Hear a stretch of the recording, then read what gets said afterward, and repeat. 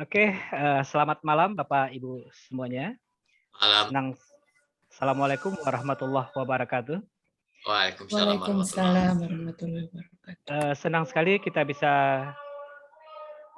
ketemu lagi dalam sesi regulasi dan manajemen kompensasi dan benefit berbasis SKKNI pada sesi kedua ini. Materi pembahasan kita malam ini adalah tentang menyusun grading jabatan. Baik, tanpa berlama-lama lagi, kita langsung saja mulai dan melanjutkan materi pada sesi ini dan kepada Bapak Dadang dipersilakan.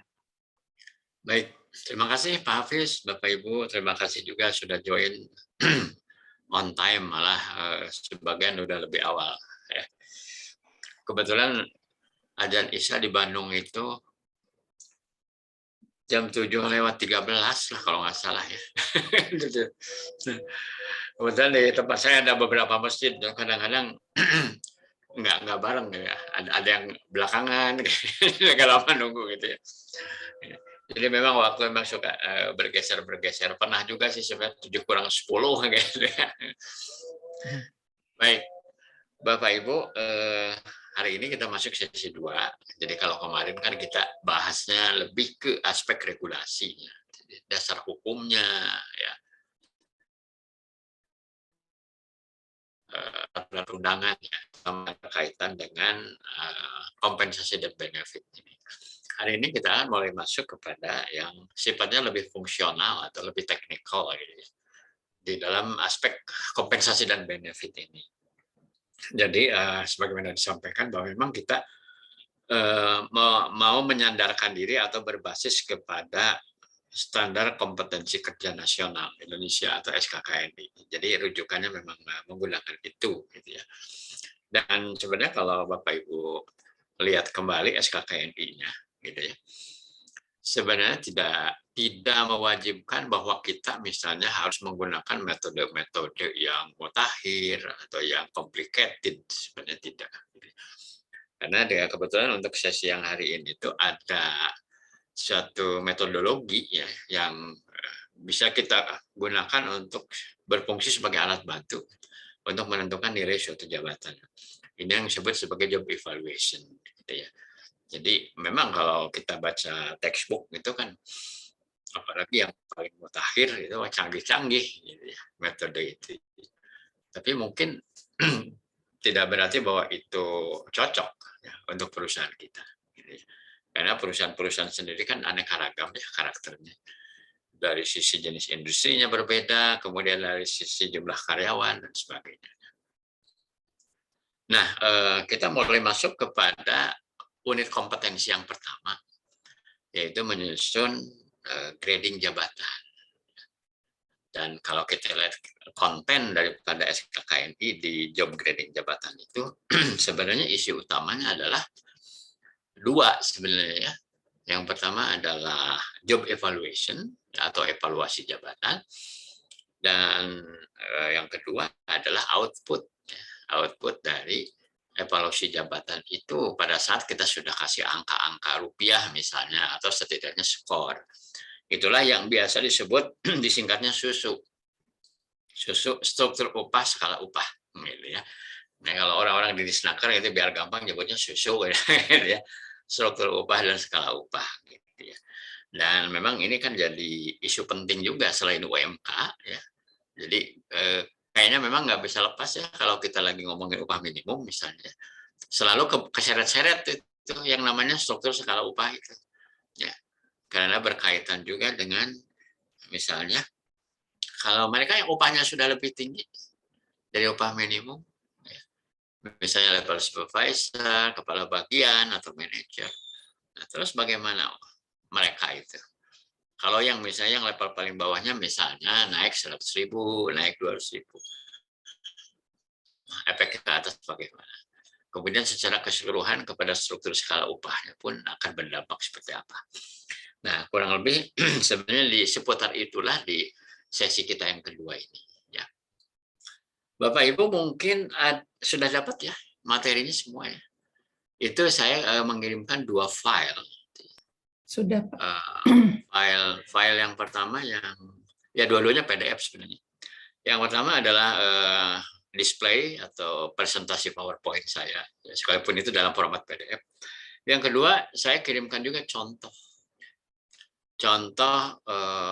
alat bantu kalau seandainya kita mau menggunakan sistem point.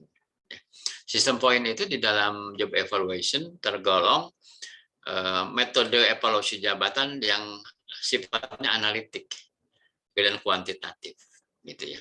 Itu hanya alat bantu aja sebenarnya. Tidak berarti harus pakai itu sebenarnya. Ya. Baik, saya mohon izin untuk share materinya. Tapi kemarin karena ternyata pada saat kita pakai display PowerPoint full screen, ternyata itu ada hambatan. Saya nggak tahu sekarang ini kita coba aja ya, apakah bermasalah atau tidak. Kalau enggak ya berarti tidak bisa ditampilkan secara full screen.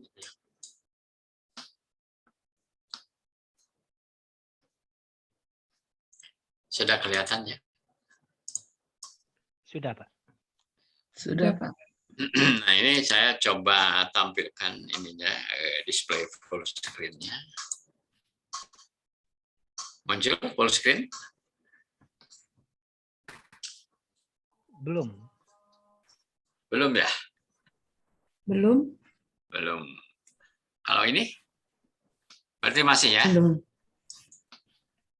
Kalau ini pindah slide nggak? Pindah. Pindah, ya udah. Kayaknya kayak kemarin. Jadi langsung pakai ini, pakai panah ke bawah aja. Gitu ya. Baik, inilah sesi kita ya, menyusun grading jabatan. Ya. Nah, apa sasaran yang mau kita capai di sesi kita yang kedua ini? Ini saya adopsi saja dari SKKNI-nya sendiri ya. Jadi di bawah saya tulis ini adalah saya ambil referensinya dari Keputusan Menaker RI nomor 149 tahun 2020 ya, tentang SKKNI MSDM. Jadi ini sekuensial, ya, objektif ini kebetulan memang ini sekuensial, jadi merupakan urut-urutan gitu. Yang pertama diharapkan kita bisa memperoleh pengetahuan, keterampilan, dan sikap kerja yang dibutuhkan dalam menyusun grading jabatan di organisasi berdasarkan hasil evaluasi jabatan. Nah, jadi ini kata kuncinya adalah menyusun grading jabatan berdasarkan hasil evaluasi jabatan. Gitu. Jadi sebenarnya kalau dilihat secara urutan prosesnya, evaluasi jabatan dulu, gitu ya. Baru hasilnya adalah yang berikutnya adalah grading, gitu ya. Evaluasi dulu, kemudian grading, gitu ya. Kemudian sasaran yang kedua, peserta dapat melakukan evaluasi jabatan sesuai dengan deskripsi jabatannya, menggunakan metode yang sesuai kebutuhan organisasi. Nah, muncul istilah yang kedua, yaitu deskripsi jabatan. Ada juga yang menyebutnya uraian jabatan, ada juga yang menyebutnya job description. Nah, jadi ternyata sebelum evaluasi jabatan itu job description dulu, ya. Agak sulit kita melakukan evaluasi jabatan tapi job description-nya belum ada, gitu. Dan di sini juga dikatakan menggunakan metode yang sesuai kebutuhan organisasi. Jadi tidak harus canggih, gitu ya. Sekalipun kita ambil metode yang cukup sederhana, tapi kalau itu sesuai dengan kebutuhan organisasi, nggak ada masalah sebenarnya. Artinya sudah cukup efektif. Kemudian yang ketiga, melakukan verifikasi ya atau pengecekan hasil evaluasi jabatan sesuai SOP. Nah, kalau disebutkan seperti ini berarti di perusahaan kita itu harus ada SOP, harus ada standar operasional prosedur tentang evaluasi jabatan. Ya. Khususnya ada tentang verifikasinya sendiri. Gitu. Ya, harus perlu ada SOP. Gitu ya. SOP inilah yang menjadi guidance para job evaluator ya untuk melakukan verifikasi. Ya. Kemudian yang keempat, mengkaji hasil evaluasi jabatan untuk menentukan sistem grading sesuai dengan kebutuhan organisasi. Ya. Jadi hasil evaluasi jabatan tersebut dikaji sehingga kita bisa membuat gradingnya seperti apa, mau berapa grade misalnya, gitu ya. Kemudian apakah mau 7 grade, mau 10 grade, sesuai kebutuhan organisasi. Dan biasanya ini berbanding lurus dengan ukuran organisasinya. Makin besar organisasinya, makin banyak karyawannya, makin kompleks struktur organisasinya, ya biasanya layernya pun masih makin banyak begitu ya. Tapi kalau perusahaan-perusahaan yang menengah kecil dan jumlah personilnya tidak begitu banyak, ya biasanya sederhana saja. Nah, terakhir di sini adalah menentukan sistem grading sesuai dengan strategi dan kebijakan organisasi. Jadi di sini juga perlu referensi, yaitu strategi dan kebijakan organisasinya sendiri, khususnya dalam strategi dan kebijakan kompensasi dan benefitnya seperti apa. Nah, sistem gradingnya akan mengikuti saja ya, sesuai strategi dan kebijakan itu. Nah, itulah sasaran yang diharapkan kita bisa capai ya dari pertemuan sesi kedua ini. Ya. Nah, saya tampilkan dulu gambar besarnya, gambar besar atau gambar headline-nya begitu ya. Ini saya ambil dari Permenaker RI nomor 1 tahun 2017 ya, tentang struktur skala upah. Jadi struktur skala upah ini rujukan hukumnya yang terbaru dan kebetulan tidak dicabut ya. Akibat dari Undang-Undang Cipta Kerja ternyata ini tidak dicabut gitu. Jadi masih hidup, masih eksis. Karena kalau dicabut bingung nanti. Karena rujukan hukumnya jadi nggak boleh dipakai gitu ya. Sementara kan nggak ada yang lain. Karena aturan baru sesuai Undang-Undang Cipta Kerja mengenai struktur skala upahnya belum terbit gitu. Dan sekarang kan nggak boleh terbit ya. Sebagai dampak dari putusan MK kemarin itu pemerintah nggak boleh mengeluarkan regulasi apapun. Ya, dia harus perbaiki dulu gitu ya Undang-Undang Cipta Kerjanya ya, selama 2 tahun ini. Jadi di dalam Permenaker RI nomor 1 tahun 2017 tentang susu ya struktur upah skala upah ini, big picture-nya adalah dimulai dengan job analysis lebih dulu gitu. Ya, atau analisis jabatan. Baru kemudian masuk kepada evaluasi jabatan. Baru kemudian, nah ini endingnya, ya terminal akhir, yaitu penentuan susu, ya penentuan struktur dan skala upahnya seperti apa. Gitu ya. Nah, tapi nanti di ilustrasi yang berikutnya ditampilkan big picture ini sebenarnya kalau dilengkapi lagi cukup banyak gitu urut-urutannya. Gitu. Ya. Nah. Ini big picture yang kedua, ya. Ini kaitan sinkronisasi dengan kriteria unjuk kerja yang ada di dalam SKKN di MSDM 2020. Ya. Nah, di sini ada kotak-kotak yang bagian paling atas. Ya. Sesuai kebutuhan organisasi, sesuai SOP, sesuai kebutuhan organisasi, strategi dan kebijakan organisasi. Jadi yang ada di sebelah atas ini adalah pondasi atau dasar-dasar dilakukannya sesuatu aktivitas. Ya. Jadi harus ada kebutuhan organisasinya seperti apa. Apakah kebutuhan organisasinya cukup kompleks atau sederhana? Gitu ya. Kemudian harus SOP, harus sesuai SOP. Berarti kita harus bikin juga SOP-nya. Kalau belum ada ya harus dibuat dulu. Kalau nggak dibuat nanti proses kerjanya juga tidak ada rujukan, gitu ya, panduannya kemana. Gitu. Kemudian mengenai strategi dan kebijakan organisasi, khususnya ini kaitan dengan kompensasi dan benefit. Nah, jadi urut-urutannya ini dimulai dengan urian jabatan atau job description. Ini harus ada lebih dulu. Gitu. Harus ada dulu. Jadi kalau kita di dalam perusahaan kita sesuai struktur yang ada itu, misalnya kita punya 200 jabatan, misalnya. 200 jabatan, 300 jabatan, maka job description-nya harus dibuat dulu. Gitu. Harus ada dulu. Nggak bisa kita langsung loncat. Gitu. Ya, nggak bisa langsung loncat. Ibaratnya misalnya prosedur mandi, gitu ya. Tidak bisa langsung loncat, buka keran, gitu ya, nyalakan shower. Ya. Sementara bajunya belum dibuka. Gitu ya. Kan harus buka baju dulu, baru mandi. Kan gitu ya. Jadi harus step 1 adalah adakan dulu gitu urian jabatannya. Ya. Nah, setelah ada urian jabatan, maka kita mulai memilih metode. Ya, metode evaluasi jabatannya itu metode apa, gitu ya? Apakah metode yang paling simpel yang disebut metode ranking, atau metode yang cukup rumit ya yang disebut sistem poin begitu ya? Itu pilihan-pilihan.